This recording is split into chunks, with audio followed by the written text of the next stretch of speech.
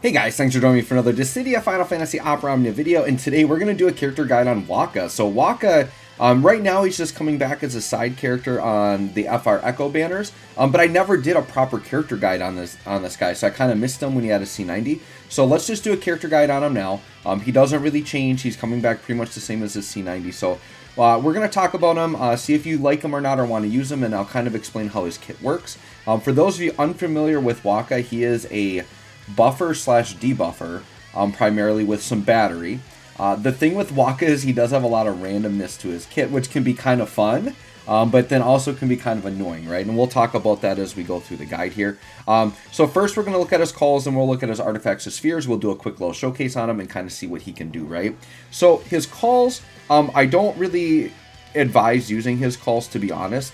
There's some decent things you can get from his calls. The thing is there's still like RNG in the calls. So like if we look at the C50 Brave reels, like this is fine. It's going to give the caller like attack up, defense up, max brave up. So that's really good. It's like a bunch of stats, but it's just for the caller. So one thing is if you're bringing a call for stats, you probably want party stats. You want party auras, not probably just for the self character. Although that could be good if the other call is really good, right? So he's got his LD call, status reels, and the big thing here is it inflicts the status reel debuff. Well, the thing with status reels is it's random. It randomly chooses between 3 different debuffs. I'll talk about those more when I go through what his LD actually does. All the debuffs I will say are good, but when you're bringing a call, it's because you need something on demand in that moment to help you in a fight. And to bring in something that's going to RNG that, it is not something you really want. So I think his call would probably not be the greatest one to use. Now, if you're going into a fight and you're like, yeah, I just want to give him a random debuff and I kind of like these 3, sure, you could bring them in. But once again, if you're going into really tough content, you want all 3 calls to be working towards something that you need, whether it be an on-demand heal or like a Luna Freya setup, or like you want to set up launching. Like typically there's a purpose to what your call does. Wakka's call like can do good things, but it's random what you get. And it's more of like a fun call, I guess you could say, but yeah, not one I would really recommend, right? Let's go take a look at Wakka himself. So I'll tell you this right now, my artifacts are not built. I'll definitely have to make a note to farm them during this current event, right? But what you want for Wakka is attack is very important on him, because one of the good things he does is battery, and his battery scales on attack. So you want as much attack as possible. So I don't have them together on the same one, but you want attack 108, and then you want debuff attack up, because he debuffs a lot, and it's very common to have enemies debuff, so it just gives him more attack.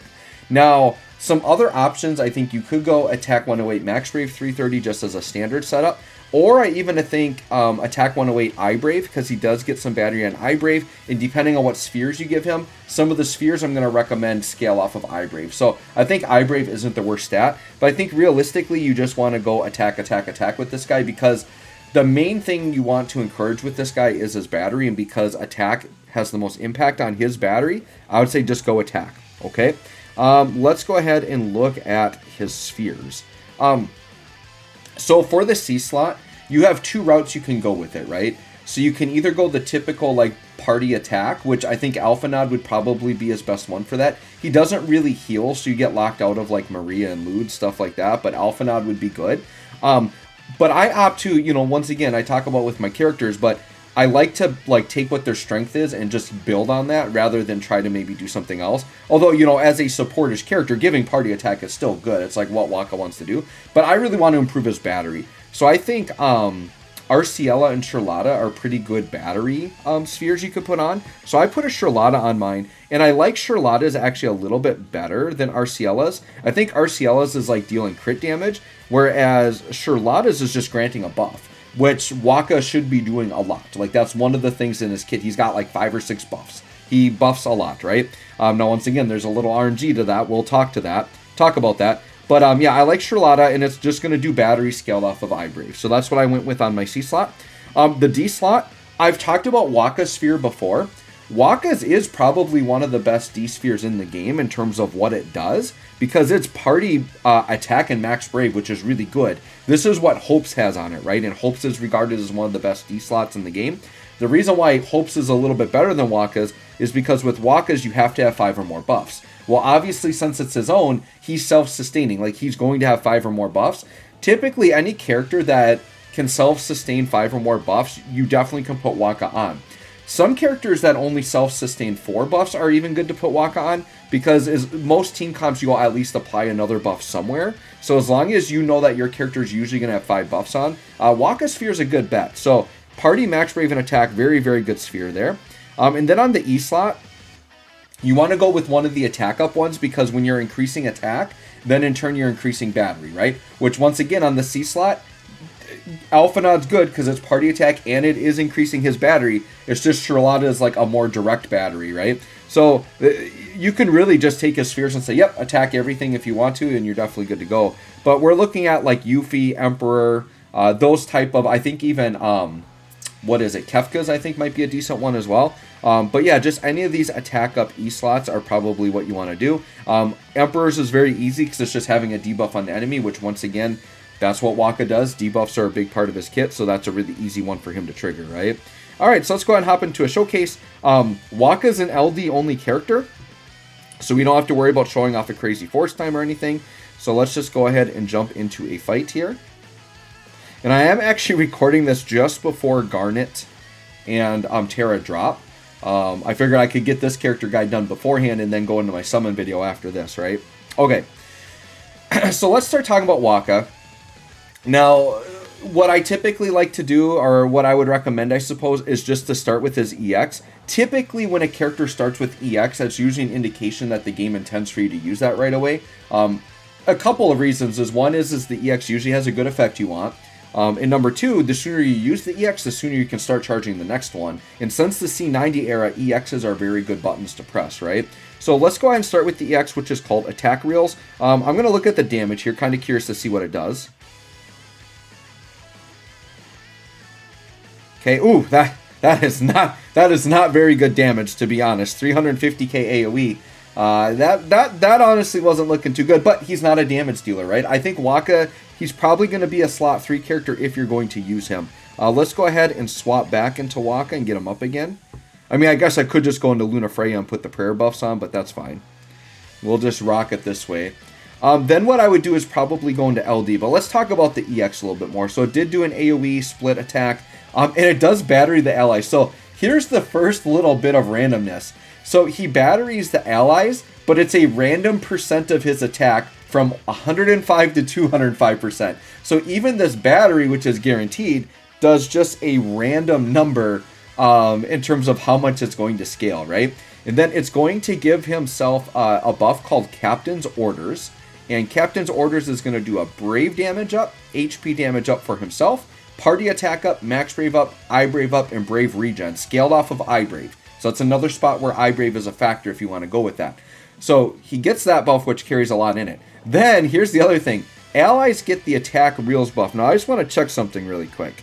Okay, so Rem got Attack Reels, and Luna Freya got Attack Reels. Okay, so here's the thing. It's a 60% chance per ally that they'll get it, so it's not actually guaranteed. But we did get it. We got lucky. Both my allies got it. Does Wakka give it to himself? I mean, Wakka does not have Attack Reels. So, but I think he maybe only gives it to allies, not himself. So I don't know that he can even give that to himself.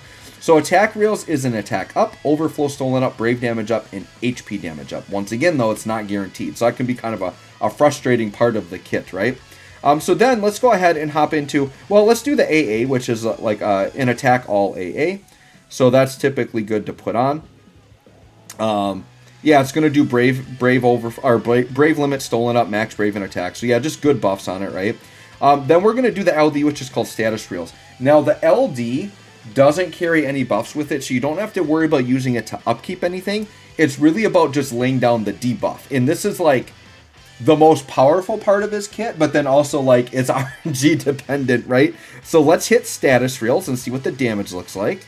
See what we get here. And it's going to be like a roulette chance to see what we get. All right, so both of the enemies ended up getting confused. So, and he does get a free ability use on his next turn. So normally that free ability use, like your AA, that's a really good time to pop it. So it did that AoE attack that we saw there, and then we get Status Reels. So Status Reels is going to have a couple of guaranteed parts of it. So what's guaranteed is it's 20% brave damage taken up on the enemies, and then 10% HP damage taken up. So HP damage taken is very good. It is a small percent at 10, but that's good, right? But then the third part of it is you get a random debuff out of 3. So we got the Confuse debuff, which Confuse is very good, right? Like negate an action. The other ones we can get is we can actually get Freeze, which Freeze is a very powerful debuff. Basically, Freeze, for those of you unfamiliar with it, is the enemies cannot gain Brave in any way. So whether it's through attacking you, breaking you, trying to do a Brave gain attack, like literally their Brave just cannot go up. So if they're at 0 Brave or they're broken, they do like a massive AoE attack, break your whole party and go into an HP attack, they're going to do 0 damage because they can't gain Brave through any of it. So Freeze is very powerful. Confuse is very powerful. Essentially, the Freeze and Confuse are both going to lock them out. And here's the thing. This is what I think is powerful about Wakka, is that normally a Confuse debuff is 1 to 2 turns max. This debuff is 6. So that's the trade-off, right? There's RNG involved, but the trade-off is you get 6 turns of it, which is a lot. So you could get a 6-turn freeze. Like, you could sit and ride that for a while. So this is where Wakka's looking really nice. Now, the third debuff you can get, it's still very good. I don't know that it's as good as the other two, but it's basically like all status minus 50%. So attack, defense, max brave, eye brave, like every stat the enemy has, minus 50%. That's very good also, right? So I kind of talked about this earlier. Yes, there's RNG to it, but all 3 debuffs are really good. The reason why you might not like this is you might be in a specific fight where you need to cancel the turn with a Confuse or a Freeze, and you get the status down. The status down will weaken the bosses, but if they're doing something that's devastating, they're just going to kill you anyways. So that's the RNG part, but I could see Wakka being a very fun character to play because of that. Let's go ahead and quick prayer rock Wakka. Okay. And then, sure, let's get a BT effect on it. Try to improve his damage a little bit here. Just get that going.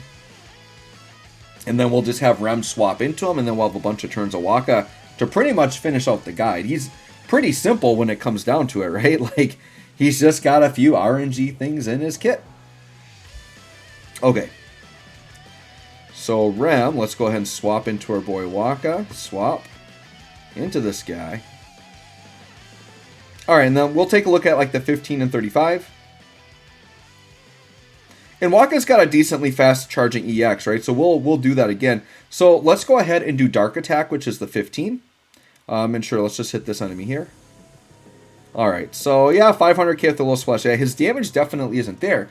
But what's good about it is that it's a 2-turn blind on all the enemies.